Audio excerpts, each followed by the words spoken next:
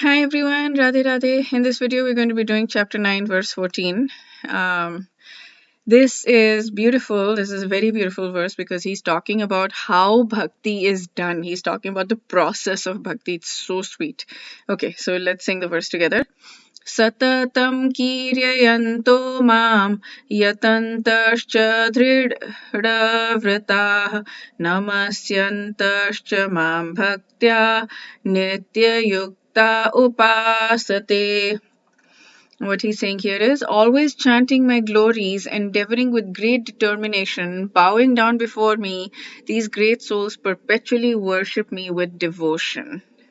Bhaktya, bhakti. He's actually using the word bhakti here. It's actually total pure devotion. And kirtaniya, chanting my glories, always doing kirtan. Now, the meaning of the word kirtan in the ISKCON world is a little bit different from what I read in Swami Mukundanand, and I'll explain that. So always chanting about me, kirtaniya about me. So he's saying very clearly, chanting about me, about Bhagwan Shri Krishna, not about Shiv, not about Durga, not about demigods, not about Vishnu. He's saying Krishna, me. Yatantah, fully endeavoring, dhrad vritah, dhrad sankalp, like dhrad with determination. Namasyante, namasing, namaste, basically offering obeisances, bhaktya, in devotion, always engaged. Nitya yukta. Yukta means engaged. We've seen that word so many times. Nitya means nitya, every day, consistently. Upasate, worship.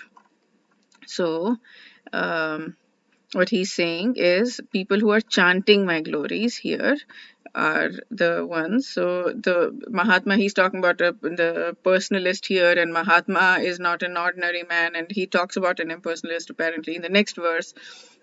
But this one is personalist, who's the Mahatma, engaged in activities of devotional service, hearing and chanting. Okay, not about demigod or human being, but Krishna. I'm surprised he's using the word Vishnu here, but it's Krishna. That is devotion. Shravanam, Kirtanam, Vishnu. Smaranam, remembering him. So, Shravanam, Kirtanam, Smaranam. Now remember this because I'm going to speak about it just now. Yeah, and the best part of this devotional service is that you can be happy. You don't have to do penances and austerities and all that. You can be happy and do this. You can live in a very comfortable place and do it. You don't have to be, you can either be a householder, you can be a grihastha or a sannyasi or a brahmachari. You can be anything, and you can still do all these devotional services. It's amazing. Okay. So Shravanam, the words that I was using, Shravanam, Kirtanam, Smaranam. These are the three angas of devotion. I think there are more. So, threefold devotion called Shravanam, Kirtanam, and Smaranam. Here he's talking about Kirtanam, singing, chanting, Kirtaniya. Okay. Now he's speaking by Shravanam is hearing, Kirtan is chanting, and Smaranam is remembering. Now, when we're doing this studying thing, when we're listening to lectures, when you guys are listening to lectures, you're doing Shravanam. When I'm speaking this, I'm doing Kirtanam. So now that's the difference. Is Swami Kundanan says Kirtan is chanting, singing with mass participation. But in ISKCON, Kirtan is anything. Kirtan is glorifying the Lord. So the japa that we're doing on our own is also Kirtan. The Kirtan, the singing in mass congregations, that's also Kirtan. And me, what I'm doing right now, speaking to you all guys, that's also Kirtan. When I'm talking to my friends about Krishna, that's also Kirtan. So, Kirtan is basically whenever you find yourself talking about Krishna to anybody, then that's Kirtan. If you're saying in a good, positive way anything about Krishna, then that's Kirtan. And also the Kirtan singing that we traditionally know Kirtan is also Kirtan, and Japa is also Kirtan. Anytime we're glorifying the Lord, that's Kirtan.